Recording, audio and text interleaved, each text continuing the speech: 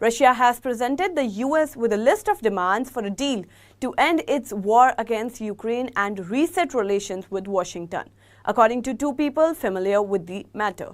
It is not clear what exactly Moscow included on its list or whether it is willingly to engage in peace talks with Kyiv prior to their acceptance.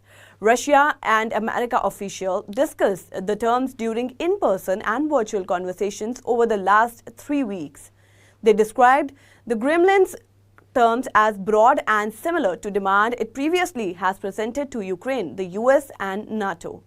Those earlier terms included no NATO membership for Kyiv, an arrangement not to deploy foreign troops in Ukraine, and international recognition of President Putin's claim that Crimea and 4 provinces belong to Russia.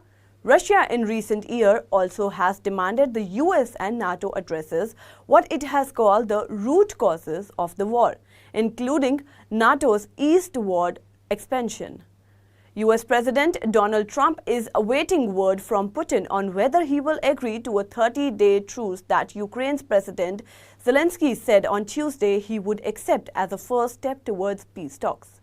Putin's commitment to a potential ceasefire agreement is still uncertain, with details yet to be finalized.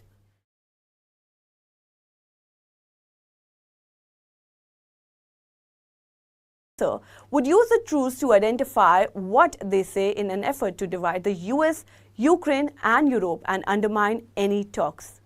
The Russian embassy in Washington and the White House did not immediately respond to a request for comment. In Kyiv, Ukrainian President Zelensky hailed this week's meeting in Saudi Arabia between US and Ukrainian officials as constructive and said a potential 30-day ceasefire with Russia could be used to draft a border peace deal.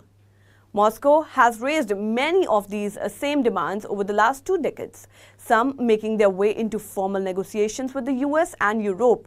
Most recently, Moscow discussed that with the Biden administration in a series of meetings in late 2021 and early 2022, as tens of thousands of Russian troops sat on Ukraine's border, awaiting the border to invade.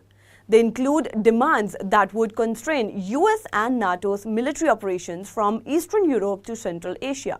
While rejecting some of the terms, the Biden administration sought to foretell the invasion by engaging with Russia on several of them, according to the US government documents reviewed by multiple former US officials. That was all on the ceasefire. For more updates, download the Savera app. You can also follow us on our various social media platforms such as Facebook, Twitter, Instagram and YouTube.